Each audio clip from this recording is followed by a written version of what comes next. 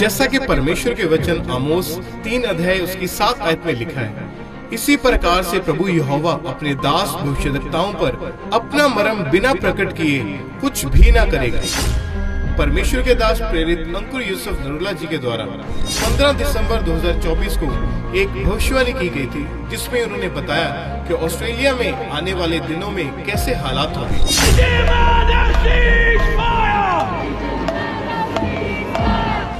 दूसरों ने इन विरोध प्रदर्शनों की निंदा करते हुए उन्हें नस्लवादी बताया है और कई लोगों का कहना है कि प्रवासी खतरे में हो सकते हैं।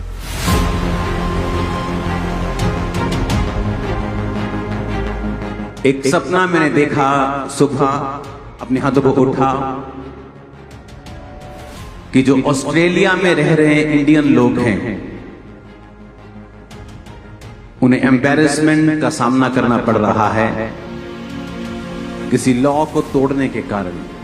अपने हाथों को उठा उन सब इंडियन लोगों के लिए, और प्रभु ने मुझे दिखाया कि उस समय मैं वहां पे मौजूद था और वहां पर एक प्लेन, एक काइट होती है ना, पतंग जिसे बोलते हैं, वो उड़ रही थी वहां।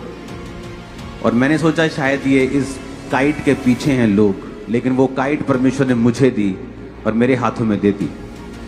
तो परमेश्वर ने मुझे दिखाया कि उसको, वो चर्च के हाथों में है वो चीज। अगर हम प्रार्थना करेंगे तो परमेश्वर दया करेगा। अपने हाथों को उठाएंगे, इसकी प्रार्थना मैं ऊंची आवाज में नहीं करूंगा। अपने हाथों को उठाएंगे सब भारतीयों के लिए जो ऑस्ट्रेलिया में रहते हैं।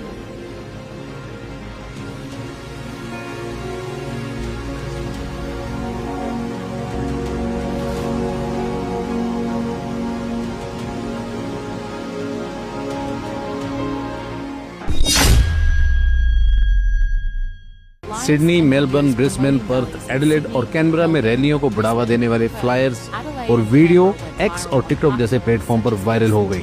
और मुझे लगता है कि इस तरह की चीजें देखकर बहुत से ऑस्ट्रेलियंस गुस्सा हो जाते हैं। हम अपना झंडा जलते हुए नहीं देखना चाहते, ना ही हम देखना चाहते हैं कि कोई ऑस्ट्रेलिया का झंडा लेके चिल्ला रहा हो और उस पे हमला हो जाए।